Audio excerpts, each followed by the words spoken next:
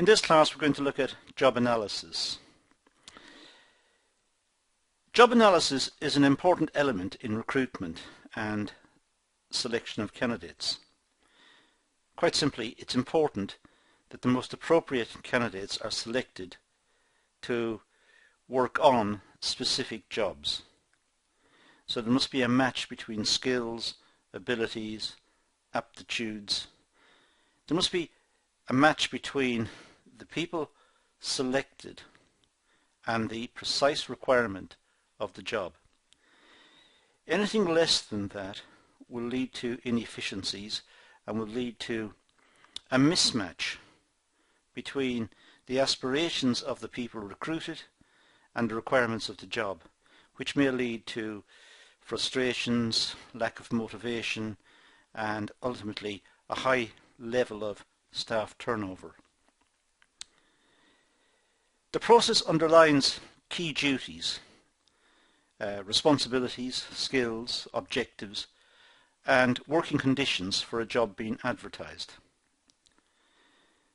So the job must be clear, and the job specification must indicate precisely what is required, so that candidates can look into themselves, can look at their own skills and abilities and experiences and match themselves against the requirements of the job. The information is brought together to form a job description and person specification. So the requirements of the job are listed. The specific skills that are desirable or absolutely required are indicated. The working conditions, the precise functions that will be engaged in or expected, these will all be listed, so that there is a precise job description and a very honest job description. And then the person specification, what the ideal candidate should have, should be listed against that.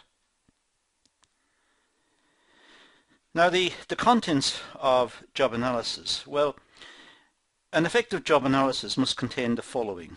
It must contain the purpose of the job and what the job title is. In other words, how is the job described? How will the job be described in terms of its delivery in the future? If it is a machine operator, then it will describe that the job involves running a particular machine. If it's a delivery job, it will indicate that the job is to do with delivery. It's quite self-explanatory. But the purpose of the job and the title of the job are macro descriptions of what the job entails. So again, as I said, the candidates know precisely what they're applying for. The main duties and responsibilities and the task of the job should be indicated as well.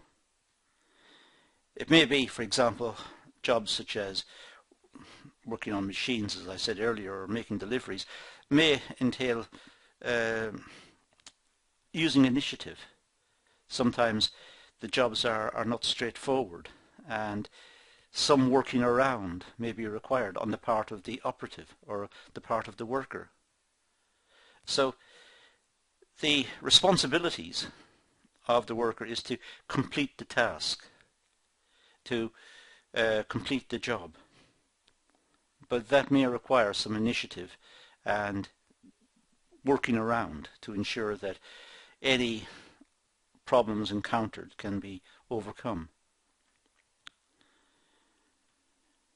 So what is the objective, or what are the objectives and achievement outcomes of the job? So what are the objectives of the job? What's the job attempting to do?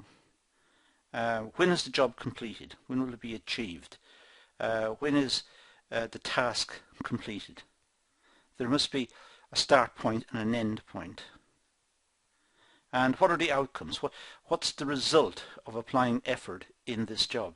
What's the outcome at the end? It could be a component of the machine or a delivery that's successfully made. If it's in the office, it could be the accountant completing a set of accounts or completing some task, some financial task. So it's important that the job is precisely described and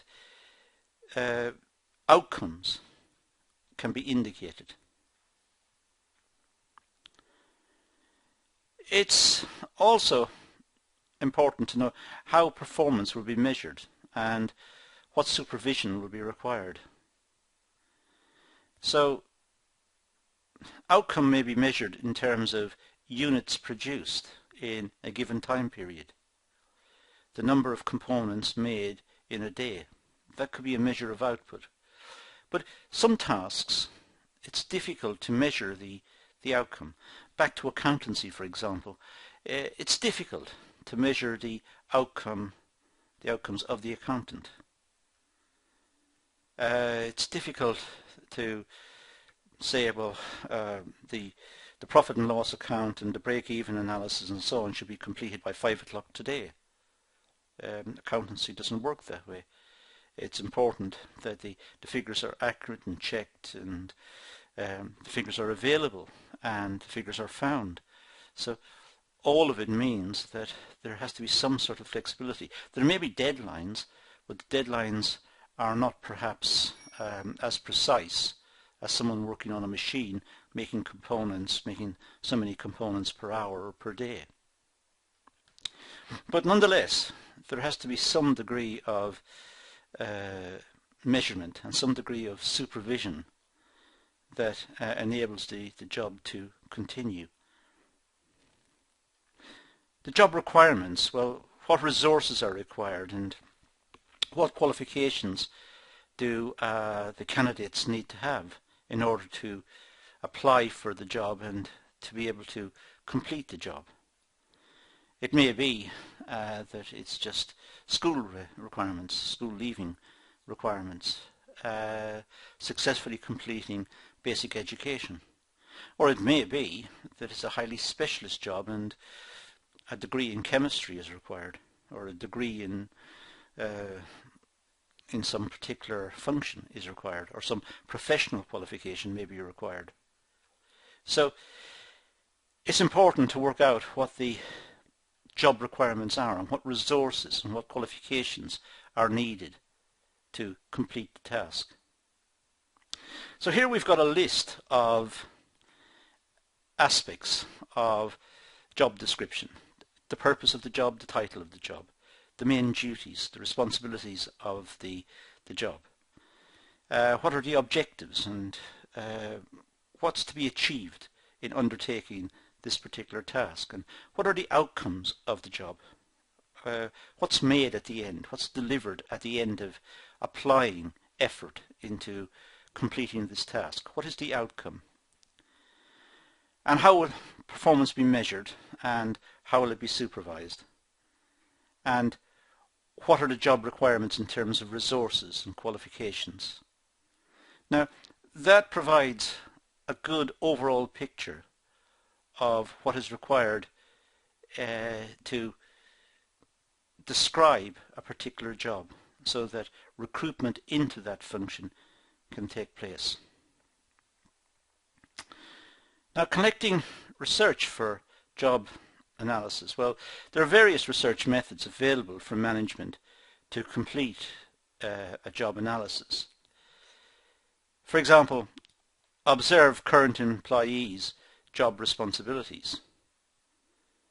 Who's doing what in the current jobs, and where are there gaps? Where are extra personnel required? And what sort of people are required? What sort of skills and aptitudes and abilities are required to fill that gap precisely, to fill it efficiently? It could be internet research, look at the typical responsibilities and duties of the job role. So look at what other companies say about this particular task. And some jobs tend to be more generic. A machinist working on, let's say, on a milling machine. Well, there are many people who work on milling machines throughout industry. Well, what are the requirements to be a good milling machine operator? What are the qualifications? What are the experiences?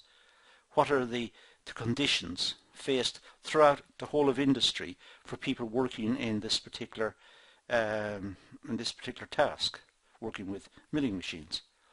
And then apply that locally to the company for which you work. Look at what the national conditions for people working on this machine are, or try to get some indication of the terms and conditions that apply to them, and modify them locally as required. Modify them for the company as required.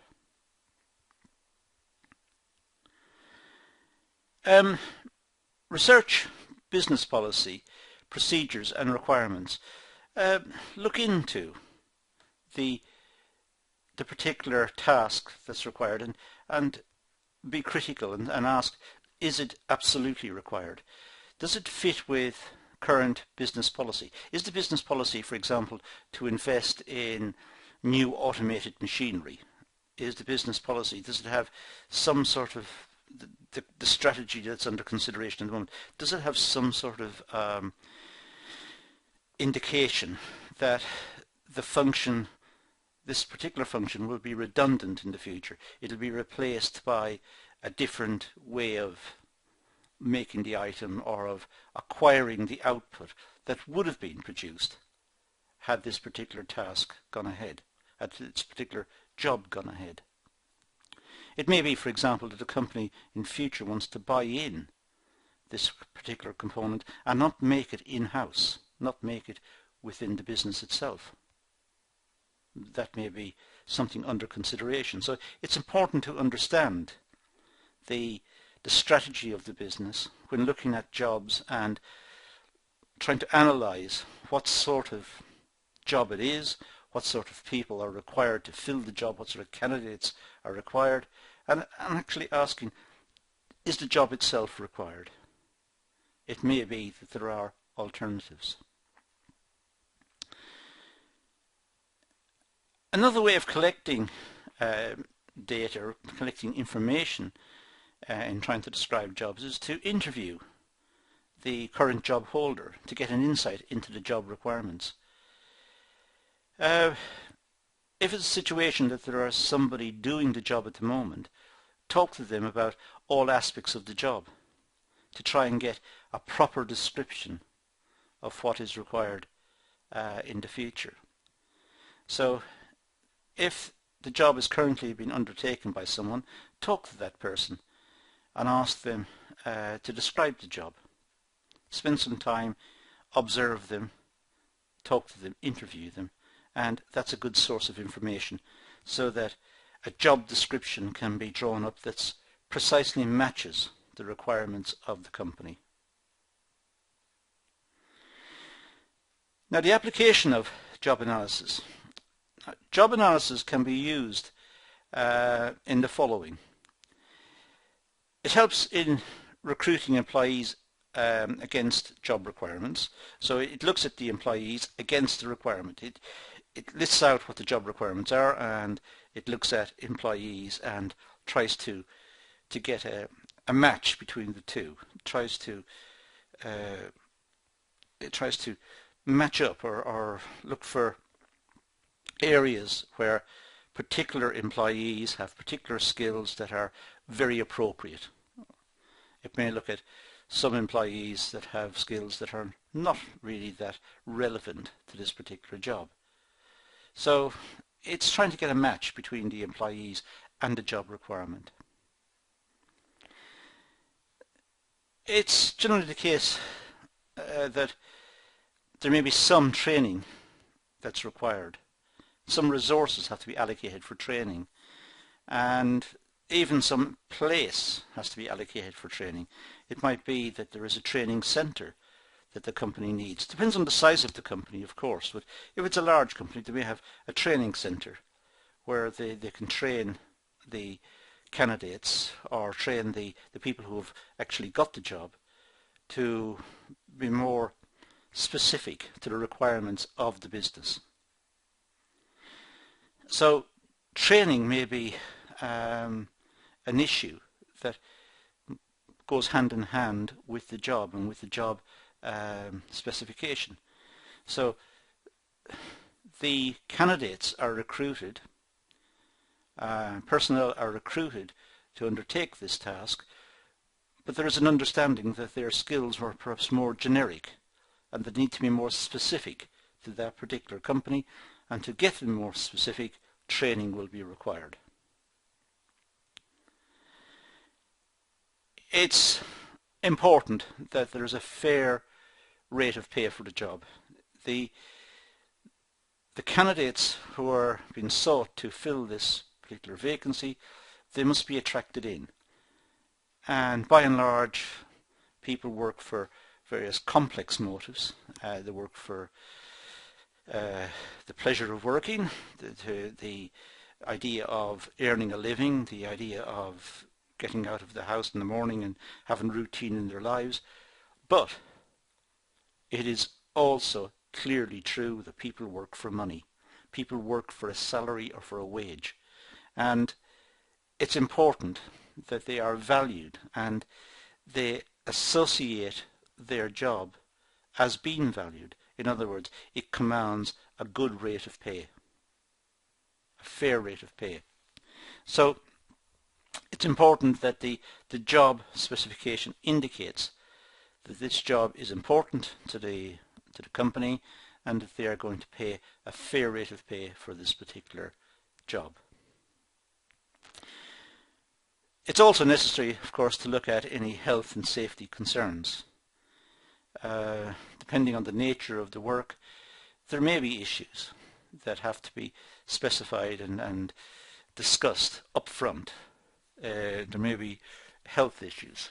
The job may entail some degree of risk, and the company must take every precaution to try and ameliorate or to reduce the possibility of injury or hurt associated with undertaking that task. So it's important to be as honest and as open in terms of the job specification, the job description, as is possible.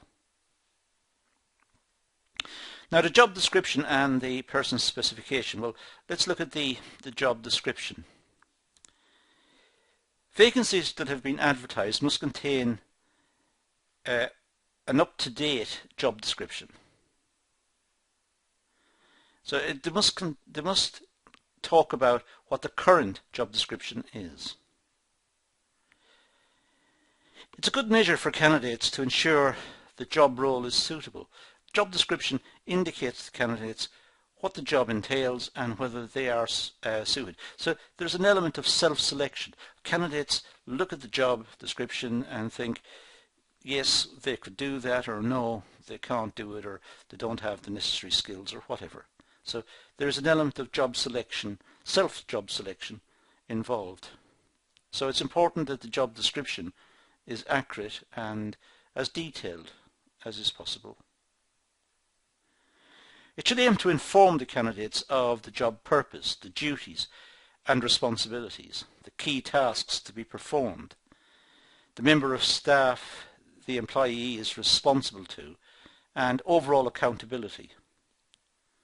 So the job description should be a document that enables candidates to self-select, as I said earlier. Look at themselves, look at their skills, their abilities, their past experiences, and decide whether they have the appropriate requirements, the appropriate skill requirements, the appropriate qualifications to apply for this particular job. Now, the importance of the job description, well, it helps managers define a job vacancy and how this vacancy affects the organisation structure. So a job description is a very useful document anyway. It's important. It's an important document within the business because departmental managers, divisional managers, they can see what is required, what the job specification is for each worker within the division or within the department. So it's a clear indication of who's responsible for what and what needs to be done. It also helps the recruitment team select the right person for the job.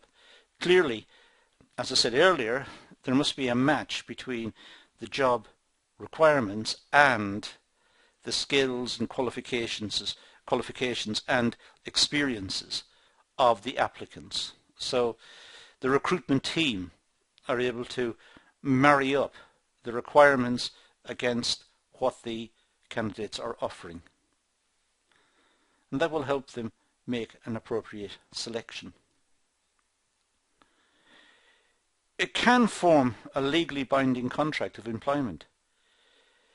So there may be an issue here that if candidates are recruited to perform exclusively this particular job specification and then later on the company wants to move that person into a different role, the contract of employment will have to be renegotiated.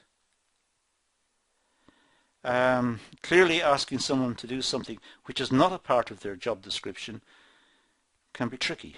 It could lead to legal issues. So the job description is an important document that must be developed with care. And it establishes individual performance and objectives. It describes what is required of the candidate in terms of their application to the job, their attendance, the times they will be at work, and what's expected of them at work. It's all tinged, of course, with what is reasonable behaviour.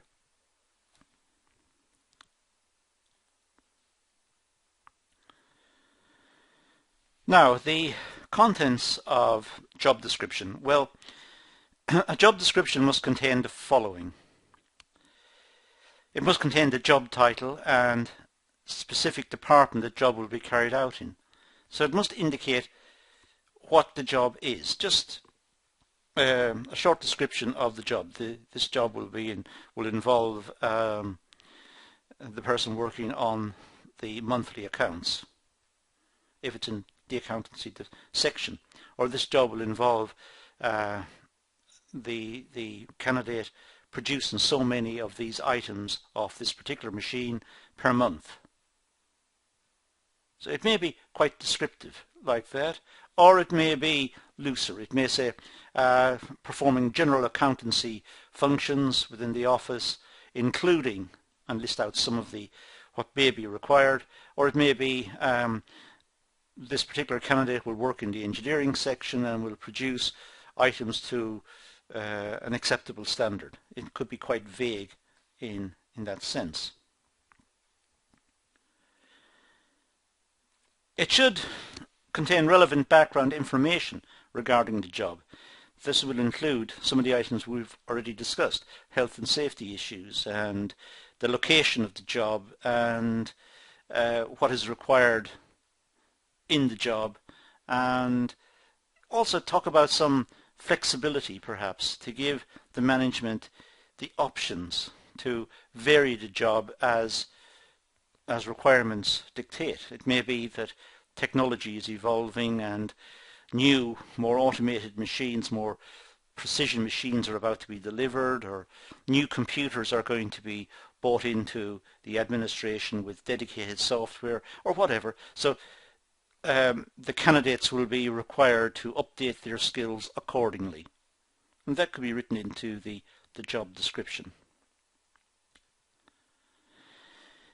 The purpose, objectives and outcomes of the job being advertised. So in other words, the job description should try to indicate what the purpose of the job is, the objectives and the outcomes. As I said to you earlier, these are important details to be included in the job specification. And of course the duties and responsibilities of the person. These are also important. Now the person specification. Well, a person specification is also a crucial element in the recruitment process. A well-written person specification details specific qualities a candidate must acquire in order to perform the job satisfactorily. So it talks about the skills, the aptitudes, the experiences, the abilities of the person and what is desirable, and also talks about their appropriateness to the job. It may be the job is evolving and that new skills will be required in the medium term, in the next year or 2 years, because technology is evolving in this area. And the person recruited must have the mindset that they want to be trained, they want to update their skills, they want to engage in this new way of doing it. So they're going to come in now, if they're successful in their application, and work with the existing technology. They're going to work with the existing routines of the job, but knowing that they will be updated at a later stage. So a good, well-written job specification should detail the quality of the candidates and talk about not just their existing set of skills, but their willingness to update their set of skills so they are better prepared to work in the future. A person specification is mainly broken down into 2 requirements: the essential and the desirable. So there are essentially 2 parts: what is absolutely required and what the company would like to see. What they would like to see in terms of the person's flexibility, their interest in the job, their interest in updating their skills, the pride in which they have about working in this particular area. So these would be desirable. The essential is, can they do the job now? Can they actually do it? So that's the basic requirement. The desirable is what comes with that. With a job specification, candidates benefit as they can assess whether the job is suitable. So when people have got good CVs and they've got good documentation about themselves and they itemize the types of experiences they've had and so on, they have a good perspective of themselves. They're able to self-assess and they're able to compare that with the job requirements. Now, the content of a person's specification. As I said earlier, it must be broken down into the essential and the desirable requirements. Now, the following must be present: the qualification and knowledge of the person, absolutely essential; the skills and capabilities of the person. Now, this may include some reference to previous jobs and on-the-job training and supplementary training that the candidate has undertaken, perhaps attending night school or working in various occupations that has widened their skills. And that overlaps with experience. Itemize their experiences of working in this particular occupation. And what were their big achievements, and what did they like most about it, and what did they learn, and what are their ambitions within this particular area? Is there a qualification they want to achieve, or what is it they want out of the job? Not just salary, but what else do they want?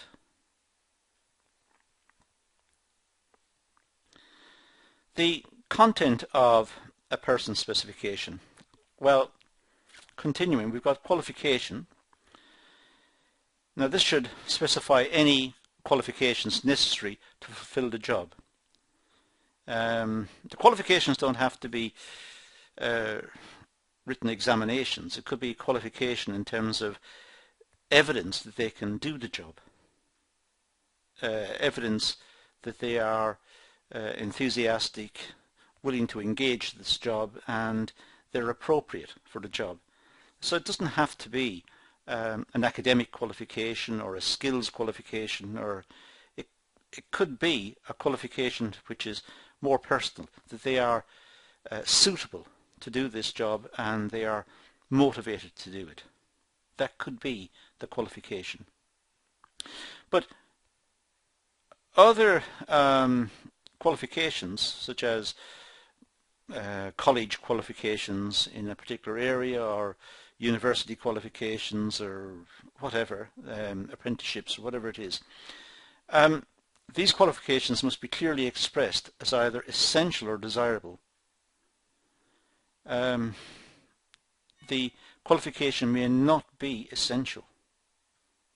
What may be essential is the person's motivation and experiences. So the qualifications may be desirable because it shows something else about the person. Perhaps it shows their ability to engage in further training in the future as the technology changes or as the requirements of the job evolve. But qualifications might include, in the UK it might be the General Certificate of Secondary Education, or it could be a diploma, a business diploma for example, or it could be advanced level qualifications at school. It could be a degree, or it could be membership of a professional organisation. And these help the applicant to justify their contention that they are motivated, interested, keen to learn, willing to take on challenges, get involved with the job. So the qualifications are something that the individual may want to bring to bear. We've also got knowledge as part of the person specification. Strength of subject knowledge. If the company's recruiting someone to work in chemical analysis, they may want someone with a higher degree in chemistry, in that particular type of chemistry, or have done some research in that type of area. They want the person to show off, show what they've done. What's their strength of interest? What do they know about the subject? If it's in engineering, what have they achieved? What knowledge have they got? Not just specific to a particular function, but what's their overall knowledge? Because it may be that in the future this function will vanish, but that person will have gained company experience and may be very valuable somewhere else within the organization. So what's the overall knowledge of the person? How has this been assessed? What sort of school qualifications or college qualifications, university qualifications has the person got? Now this knowledge could be in all sorts of areas. It could be in accounts, or it could be legal, or it could be business management or marketing, or it could be in engineering, or it could be just in health and safety. Now I say just because that applies right across the organization, and it's a very important function. It's a service function within the business, but having a safe environment in which to work is important, and the person coming in may have, as well as being an engineer for example, may also have qualifications in health and safety. Now that's highly desirable. The skills and capabilities. Well, candidates need to have certain skills to be able to complete the job role successfully, I should say, or satisfactorily. the skills that the person has may not be documented, and there's a problem there. It may be that the qualifications that the person have are general qualifications in an area, but they may have additional skills that they've acquired from on-the-job experiences in previous organizations. And the only way to discover that is through the interview and selection process, to try and probe what sort of skills and what sort of challenges did the person meet in the past and successfully achieve certain tasks or certain undertakings. So it's difficult, for example, to assess a person's customer service skills. Probably the only person who can do that is the customer. Some documentation can be produced. References, for example, from a previous employer may be a good indicator of the person's skills in particular areas. But there are issues there as well. It depends on why the person left the company and the terms on which the person left. They may have left causing problems for the previous organization, which means the manager writing the reference was not very happy with them. Understanding the sector and the ability to work in groups, these are very difficult to assess, and assessment centres may be used to try and get an insight into the person, but generally speaking very difficult to assess. But it's important to specify that if these are requirements, if it's a requirement that the person should be able to work in groups, have good customer service skills, and a good understanding of the particular sector that the company operates in, then the applicant should self-select and should be honest to him or herself. If he or she is not honest to him or herself in the application stage, it will lead to issues down the line. It will manifest itself as problems later, and presumably nobody wants that. Moving to experience, well, relevant past experience related to the same or similar job. Past experience is important. Wide experience is important, and for that reason, looking at a candidate who has worked in one company in one particular area doing one particular job means that person's experiences is very narrow, and that person may not be able to cope or be happy with a more dynamic environment where there is change or proposed change, or there's a new way of doing this particular task. So it's important to look into the experiences. It also, wide experiences may reduce training costs. So it's important that at the selection stage some attention is paid to past experience and the attitude of the person towards future training and widening their experiences within this new environment. Experience can be either voluntary or paid. Sometimes people learn on the job and get experiences on the job, or sometimes people may look for experiences related to the job by enrolling themselves on courses or trying to read up about particular processes or particular ways of working in this particular area, and the job almost becomes their hobby as well as their occupation.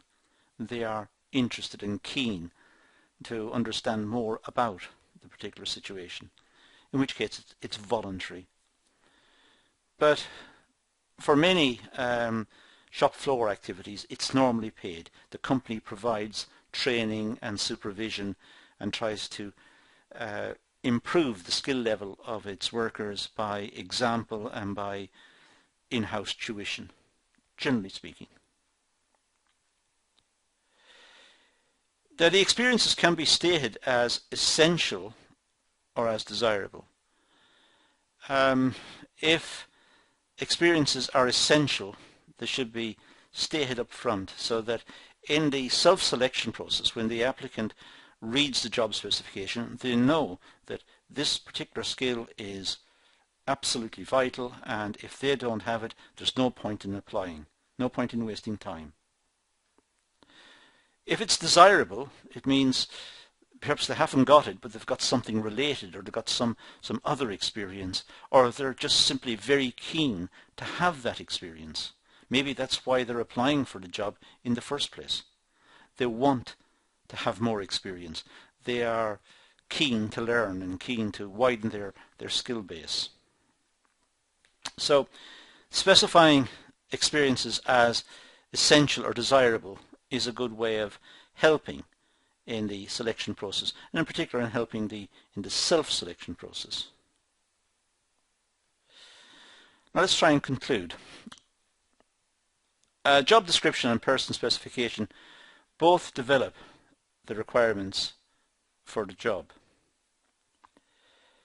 A job description describes the job and its requirements, as you'd expect. The person specification states the specific person suitable for the job. It states what sort of person is best suited for that particular job. What sort of skills, abilities, ambitions, motivations. Takes a whole picture of the person and tries to describe who will be best for that particular job. So it's an important method of selection of the right candidate for the job. So, and it's the one that's generally speaking used. Job selection is not haphazard. It's an important function to get the right people into the position, which will not just foster good working relationships and have an interesting working environment. It'll be efficient and it'll be dynamic, and it'll help the business grow and prosper to get the right people in the right jobs and presumably at the right time, but with the right motivation and a workforce that's looking forward to new experiences, to learning new things, and to engage in their own personal development. That's all I'm going to do in this session. So I'm going to conclude the class and say thank you for watching.